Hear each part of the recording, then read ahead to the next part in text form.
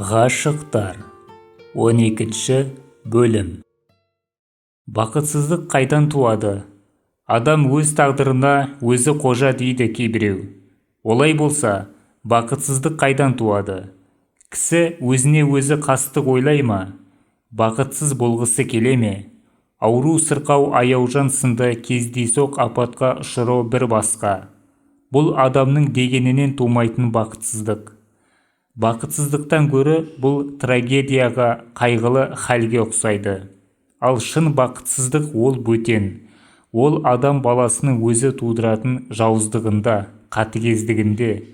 Мансапқорлық, баққұмарлық, осыдан туған жауыздық, жан түршігерлік қатыгездік көне заманнан бастап біздің дәуірімізге дейін бір адамды ғана емес, сан ұрпақты, миллиондаған халықты қан жылатып, бақытсыздыққа ұшыратқан жоқ па?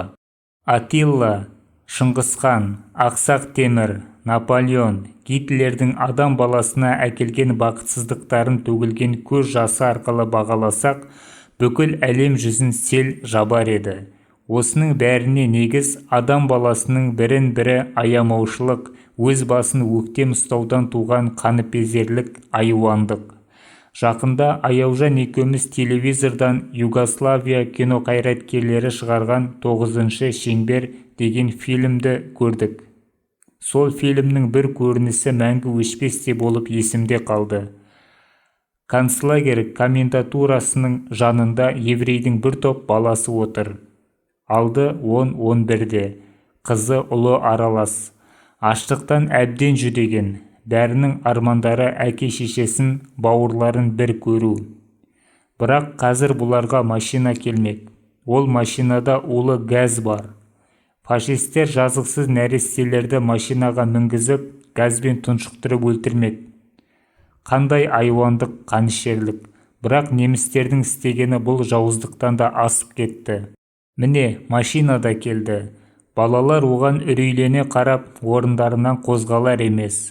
Машинадан түскен жендет неміс офицері балаларды машинаға сабалап кіргізбек болып, қолындағы резеңке таяғымен етігінің қонышын ұрғылап сәл тұрды да, кенет мысқылдай күлімсіреп: «Балалар, машинаға мініңдер, үйлеріңе, әке-шешелеріңе апарамыз», дейді. Періштедей ақ көңіл нәрестелер жауыздың ойын қайдан білсін, бәрі шуылдаса, қуаныса машинаға қарай ұмтылды. «Қандай айуандық», деді Аяужан, еңкілдеп жылап жіберіп. «Өлтірсе де алдамай өлтірмей ме жазықсыз сәбилерді? Бұдан асқан қатыгездік болмас». Әлсізді аяу босаңдық, бос белбеуліктік емес, онда үлкен гумандық, адамдық қасиет бар. Өзгеге рақымды болу сенің әлсіздігіңді емес, қажырлылығыңды баяндайды. Деревнядан өзіне келген азғантай азықты Ленин балалар үйіне бергізіп тұрған. Бұл не, көңілшектік пе әлде босаңдық па? Жоқ, бұл бүкіл дүние жүзінің қанаушы табына қарсы тұра алған болаттай берік мінезді кемеңгердің үлкен гумандық қасиеті. Егер жұрттың бәрі осы Ленинде болса, бар әлемде еш уақытта бақытсыздық болмас еді. Әттең. Дүние жүзінде ондайлар сирек кездеседі, сондықтан да бақытсыздық әлі де мол. Менің ойымша, біздің ең басты міндетіміз де, бар күресіміз де өзіміз басып жүрген жер деген планетадағы бақытсыздықты жою. Сонда ғана ең сәулетті дәуір коммунизм орнайды. Мен Аяужанды өте аяймын. Аяған сайын жүрегім өртене түседі. Менің бұл жағдайымды Аяужанда түсінеді. О да мені аяйды. Менің қайғым жанына жаман бататынын оның мөлдірей қараған қасіретті бота көзінен ұғамын. Мені аяйтыны соншалық, соңғы кезде менен ештеңе де сұрамайды. Ең болмаса бұрынғыдай дәрі әпер, не су берші деуді де қойды. Оның мұндай жағдайын көрген сайын бұрынғыдан жаман қынжылам да қиналам. Егер Аяужан аяудың орнына мені қинар болса, кім біледі, қайғым азын аулақ басылар ма еді, қайтер еді. Үнсіз қасіреттен құтылып, Аяужанның тілегін орындау үшін мен қандай бұйрық болса да орындауға бармын. Біреу маған: «Сенің жарың жазылады, егер сен мынау қара күңгірттеніп көкжиекпен ұштасып жатқан Мыстауды бөтен жерге көшірсең десе, мен оны қуана-қуана істер едім. Ұшы-қиыры жоқ, өркеш-өркеш белдерді бөтен жаққа көшіруге өмірінің жетпейтінін білсем де, қолыма қайла, күрек алып күндіз-түні оны қажауға көнер едім. Өйткені қолыңнан келмесе де, алдыңа қойылған нысана бар ғой, жарың үшін жаныңды аямас сын бар ғой. Сол сынға түсу, о да жаралы көңілге медеу емес пе? Ал Аяужанның қазіргі жағдайында оған қалай жәрдем беру керек екенін білмейтін жағдайда дәрменсіздігің өзіңнің айыбың секілді. Мұқалған үстіне мұқала түсесің, ал маған мұқалуға болмайды. Мен мұқалсам, қайғыға берілсем, Аяужаннан не қалады? Онда ол майы таусылған білте шамдай бірте-бірте жүдей бір жолата сөнбей ме? Өз қайғысына менің қасіретімді қосуға оның күші жете алар ма? Жоқ, Аяужанға бұл ауыр жүк. Сондықтан мен сыр бергім келмейді. Іштей жыласам да, сырттай күлемін. Өзегің өртеніп тұрғанда өзге адам болып көрінуден азап бар ма? Бірақ амал жоқ, сөйтуге тура келеді. Өйткені сенің қабағыңның түнергені сүйген жарға түн болып көрінеді. Сенің қабағыңның ашылғаны оған күн шыққанмен бірдей. Аяужан жүрегінің соғуын нәзік түсінетін менен де бөтен бір адам бар. Ол Алтынай. Біздің үйге келгенде Алтынай құрылыстың бар қуанышын өзімен бірге ала кіргендей. Аяужан масайрап қалады. Өмір бойы шаттыққа жаратылғандай, ол әр қашанда ақ жарқын көңілді.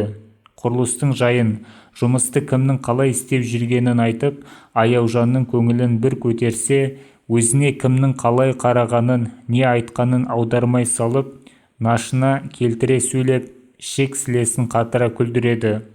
Алтынай келгенде Аяужан бір жасап қалады, және оның келуін аңсай күтіп жатады. Серік қызының мұндай жағдайын білетін Алтынай тек Аяужаннан бөтен қайғысы жоқтай, қолы жұмыстан сәл босасақ біздің үйге жетіп келеді. Біздің кең бөлмеміз күлкі қалжыңға толады. Бұрын ол көбінесе Асылханды сықақтайтын. Оның Алтынай қайда барса, сонда барып бір ауыз сөз айтпай үн-түнсіз жүре беретінін айтып қалжыңдайтын. Оның Алтынай қайда барса, сонда барып бір ауыз сөз айтпай үн-түнсіз жүре беретінін айтып қалжыңдайтын. Ау, бірдеме десейші деймін, дейтін Алтынай ананың үндемейтінін күлкі етіп, сөйтетін де өзі Асылхан болып жауап қайыратын. Не дейін, ертең жұмысқа қашан шығасың? Біз қыран топан болып күлетінбіз. Асылханның қызға көңілдегі сөзін айтудың орнына ұялшақтығына салып, Алтынайдың жұмысқа күнде бір уақытта шығатынын біле тұрса да, қашан шығасың деп сұрайтынына сенетінбіз. Тағы да шек-сілеміз қата күлетінбіз. Алтынайдың Асылханды кейде ағаш атқа міндіре күлкі еткеніне таңғалсам да, қарға баласын аппағым, кірпі баласын жұмсағым деп сүйеді дегендей, жақсы көрген соң осылай қатты қалжыңдайды ғой, дейтінмін де қоятынмын. Бірақ соңғы кезде мен бұл ойыма шүбәлана бастадым. Неге екенін білмеймін. Біраздан бері Алтынайдың көп мысқылдайтын адамының бірі Шерубай болуға айналды. Бірақ қалжыңында қазақтың момын баласын тентегім дегені секілді астыртын жылы шырай еркелету естілетін. Бүгін де Алтынай сол әдетіне салды. Үйге келісімен мені балконға қуып шығып, Аяужанды жас баладай ақырындап қозғап, күндегі дағдылы жұмысын істеп болды да, үйді сыпырып жинай бастады. Саңқылдай күліп, құрылыста болған жаңалықтарды айтып жүр. Терезелерді ашып, үйдің ауасын жаңартты да маған. Күйеу бала, енді үйге кіруіңізге болады, деді күліп. Мен кірдім. Аяужанның бөлмесін тап-тұйнақтай етіп жинап қойыпты. Шұғамен сүртілген паркет еденде жылт-жылт етеді. Заматта осыншама жұмысты істеп тастағанына таңғалып, мен шын ойыммен, сені алған жігіттің көсегесі көгерер-ау, Алтынай, дедім қалжың шыным аралас. Ол маған күле қарады. Өзім де күйеуге шыққалы жүрмін. Аяужан екеуміз бірдей шап бердік. Кімге? Қашан? Қашан екенін өзім де білмеймін, деді Алтынай күлкісін кенет тыйып. Ал кімге десеңдер, ойлап жүрген бір адамым бар, өздерің табыңдар. Кім болды екен? аңқау басым ойланбастан. Асылхан ба? Дедім. Жоқ, деді Алтынай басын шайқап. Ол тым жас. Етіміз үйрене бір-біріміздің қадірімізді білмеуіміз мүмкін. Енді ол жымия күлді. Оның үстіне Асылхан сөз айтқанда мен де қартаямын. Аяужан да сәл күлімсіреді. Онысы ұялшақтығы ғой. Сенің күйеуге шыққалы жүргеніңді сезсе, кеудесінде жаны болса бірдеме дер. Алтынай томсара жауап қайырды. Ұялшақтығы емес, ынжықтығы. Шынын айтқанда, менің іздеген өмірлік серігім ондай адам емес еді. Енді қандай адам еді, деп сұрағанымша, Аяужан сөзімді бөліп жіберді. Асылханның соңыңнан жүгіргеніне 2 жылдан асып кетті, деді ол күрсініп. Бейшара, жер қауіп қалатын болды ғой. Шын жүрегіңмен сүймеген соң, аяғанмен махаббат бола ма, Аяужан, деді Алтынай томсара. Асылхан екеуміздің арамыз жай ойын қалжың ғой. Мен оны анық білемін. Махаббат деген бөлек болады екен. Алтынай төмен қарады. Сендерде несін жасырайын, осыдан 3 жыл бұрын мен бір жігітті өте сүйдім. О да мені жақсы көретін еді. Онда неге қосылмадыңдар, дедім мен. Қосылуға болмайтын еді.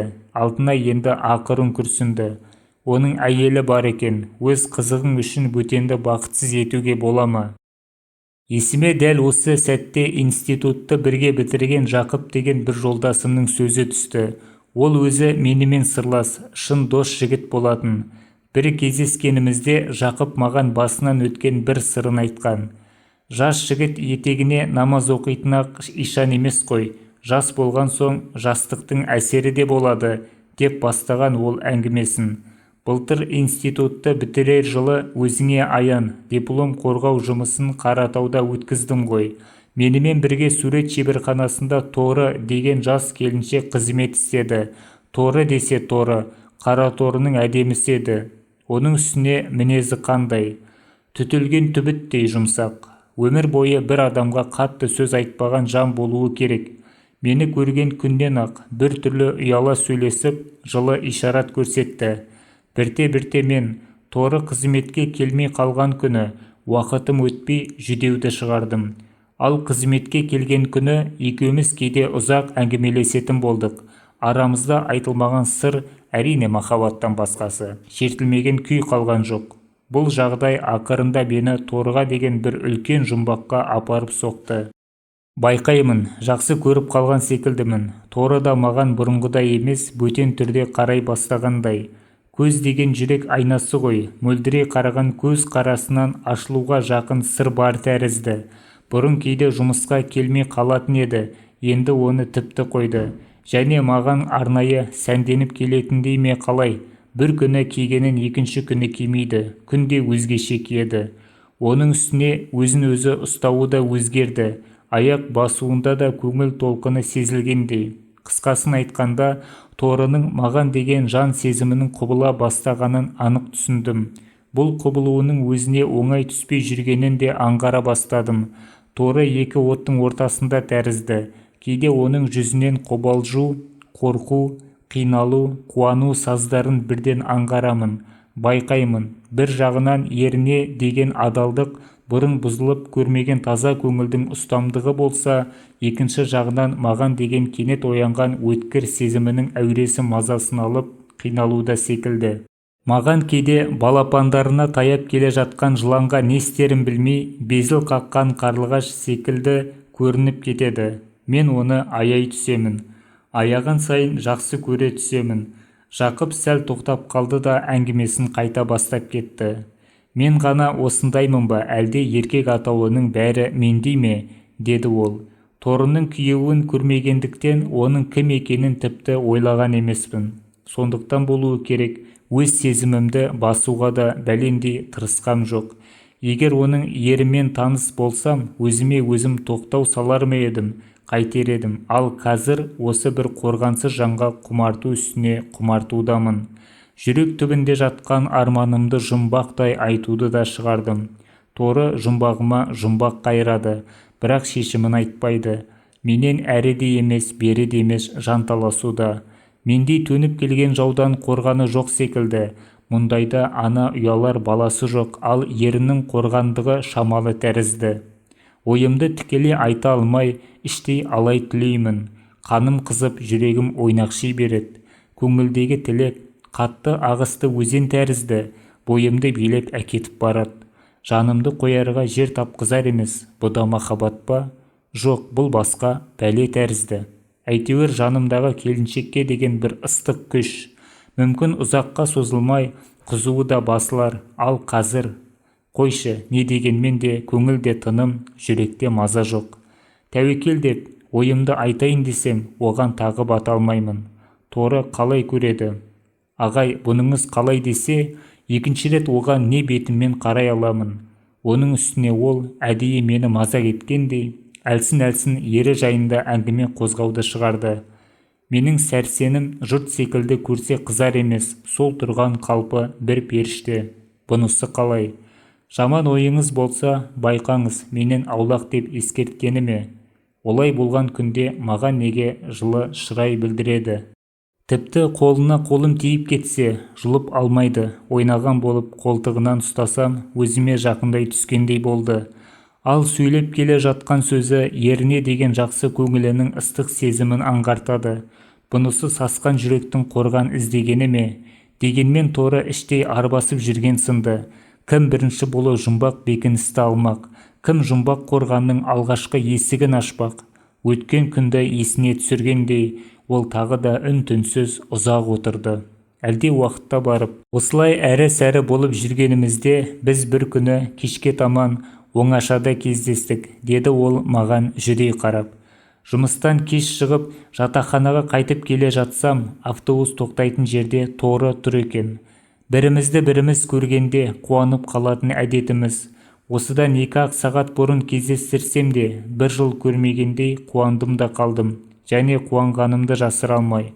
Мұнда неғып тұрсың? Дедім ыржия күліп. Торы да күлім-күлім етеді. Жұмыстан шыққан соң киноға барып едім. Енді үйге қайтқалы тұрмын. Қандай фильмді көрдің? Маған неге айтпадың? Екеуміз бірге баратын едік. Ондай фильмге сізбен бірге баруға болмайды. Қандай фильмге? Анна Каренинаға. Анна Каренинаға ма? Неге бірге баруға болмайды? Неге екенін білмейсіз бе?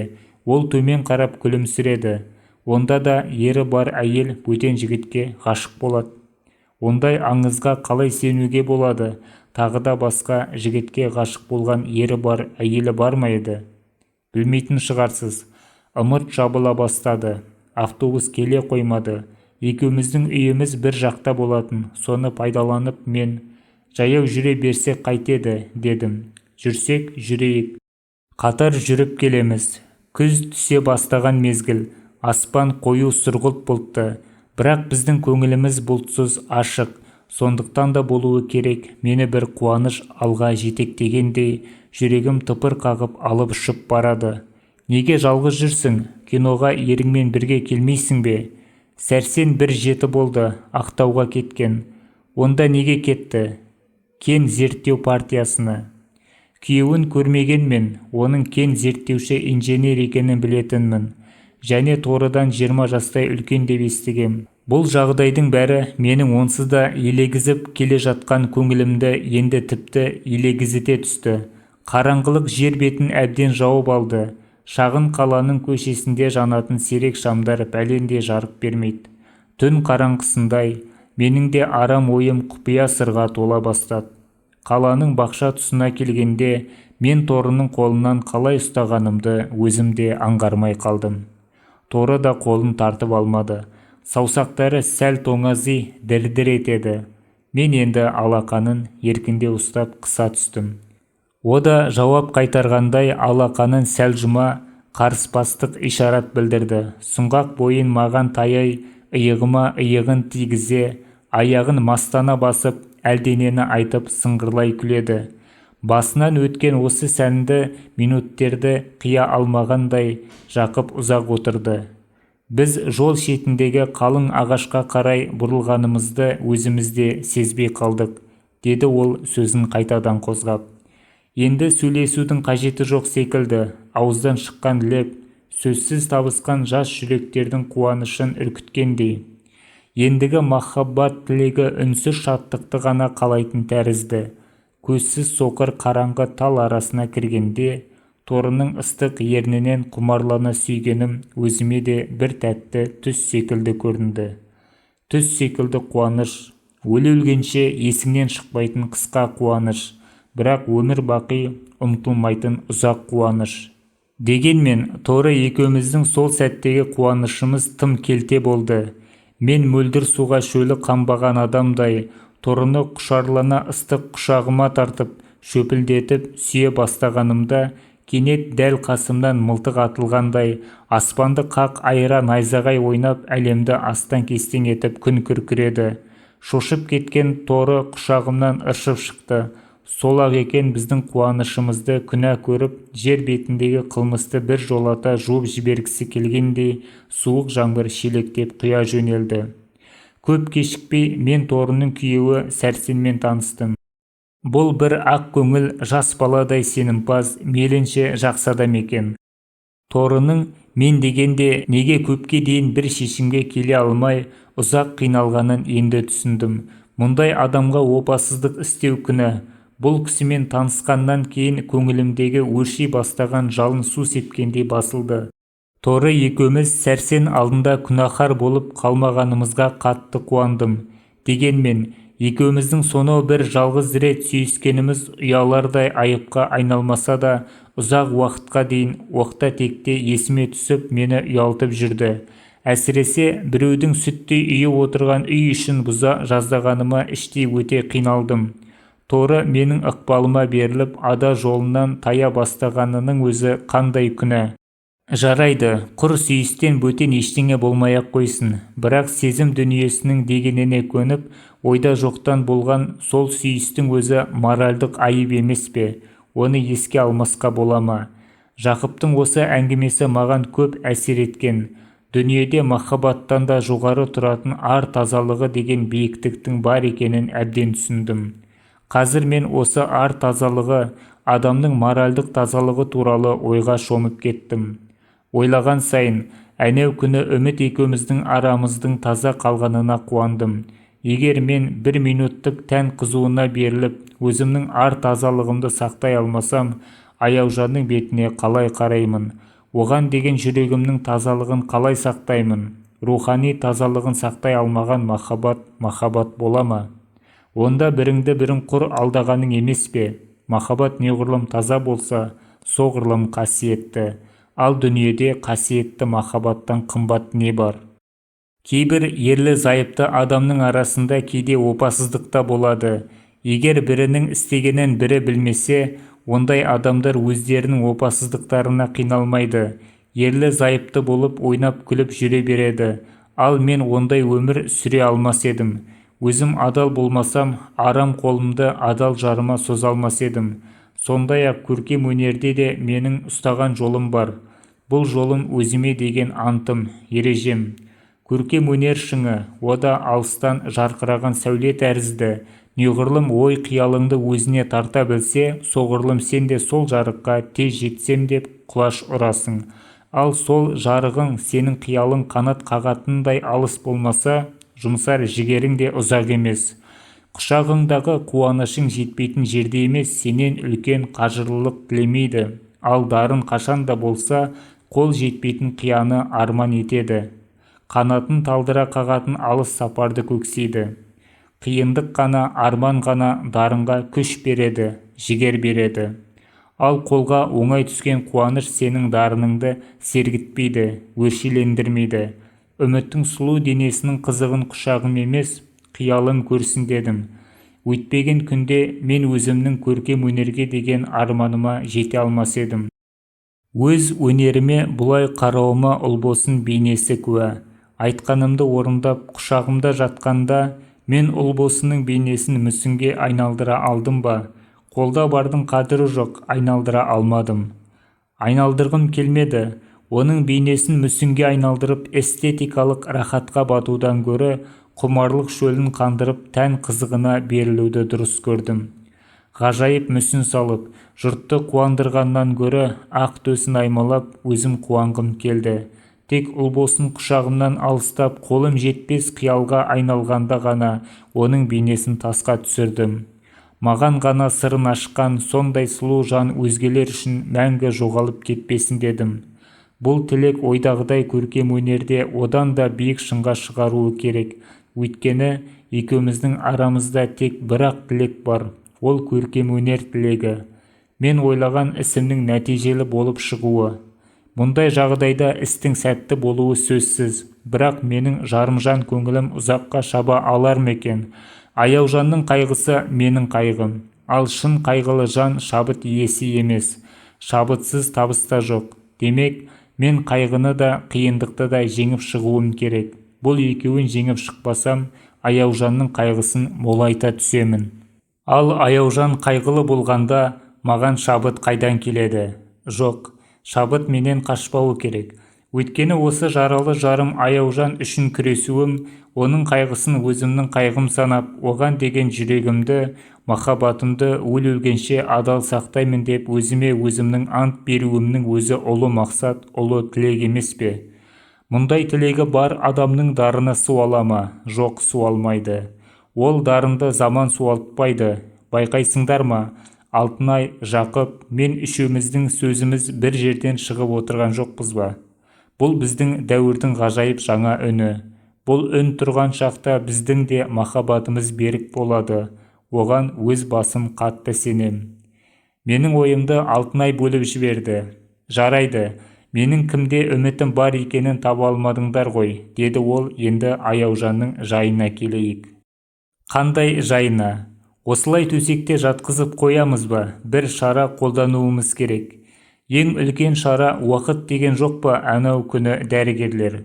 Уақыт. Уақытты да босқа жібермеу керек. Сонда не істе дейсің? Алматыға апарайын ба?